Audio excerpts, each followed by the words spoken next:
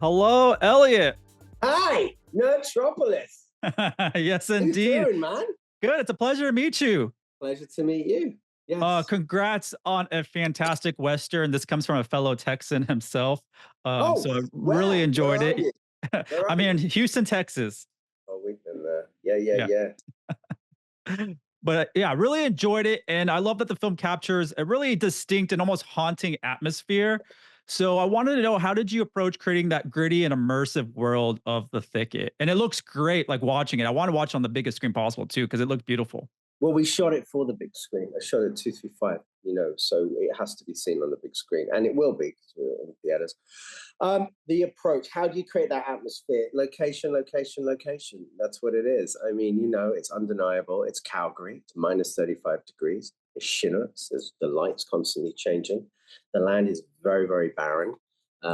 It's brutal and tough, and I hope it's reflected on the screen.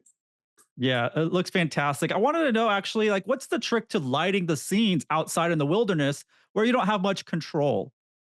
You just said it. Luck. that's that's of luck. So one of the reasons to shoot in Calgary is because the light doesn't get above 10:30, 11 o'clock. It's where they shot The Revenant. And it's probably one of the reasons why they shot in 11 o'clock. So you always have super, super, super, super low light. We were shooting in the middle of winter, which I highly recommend.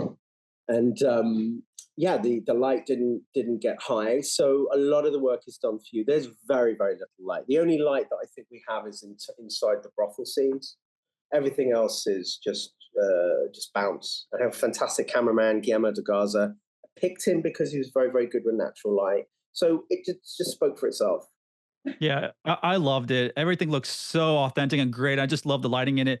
I do want to ask actually about Andrew Schulz, who I'm a big fan of. Great comic, but I didn't know he was such a great actor as well. What? I don't think he knew. So, what did he show you that made him perfect for this role? Because I loved his scenes. It was fantastic and really eye opening at the same time. Well, let me tell you something. Can I tell you something? I love my wife. And before I married my wife, she introduced me to Andrew Shulz as a comedian. And I tried to book him for our wedding and not realizing how big he was. Anyway, knew his agent introduced me to him. And we were very sort of simpatico. He was a quick study. We did a 5-day boot camp, getting him to act. He embraced it. He came out, he did all the stunt work himself. He knew what he was doing. And look, he didn't have a problem acting because when you're a comedian, it's drama twice. And I knew he could riff. All those lines are riffed. He's improving. And I just wanted to have that sort of special sort of gold. I think he was inspired by Gary Oldman a little bit in True Romance. We did his podcast as well, which was another reason why I cast him. I wanted to get on Flagrant too.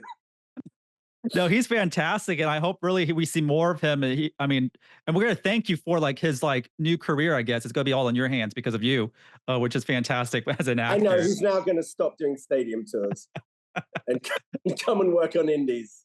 No, it's fantastic. I do want to ask, lastly, like, what is the most rewarding aspect of making a Western film? Because it's a genre that doesn't really get much love these days. But every time a Western comes out, I'm all in and I love it, and they're all fantastic like this one. I think you just said it. I think they don't get they no. I mean I commend you for saying it that way, which is they don't really get made. When they do get seen, people remember why they like them. In For full disclosure, the film was dedicated to my father. He was dying, and he said to me, "You have to make that movie." So I love my dad, so I didn't want to disappoint him, and hopefully he's not disappointed. No, I love that, Elliot. I could see the love that was poured in this movie from everybody, including yourself. And I'm really looking forward to your next film. Oh, thank you so much. It was very nice to meet you.